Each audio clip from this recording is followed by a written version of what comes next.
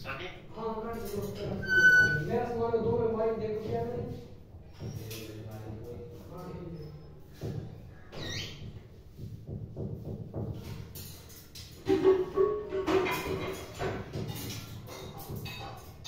मेरे खाने में बनाने को कपड़े ड्रेस इस्त्री करके ड्रेस इस्त्री करके हैंडल करने नीचे दो तीन कपड़े की रखा हुआ है। ठीक है ये कोई चैन बना देता है कपड़े बहुत बड़े लगे इस्त्री करके वो नहीं करने पाए।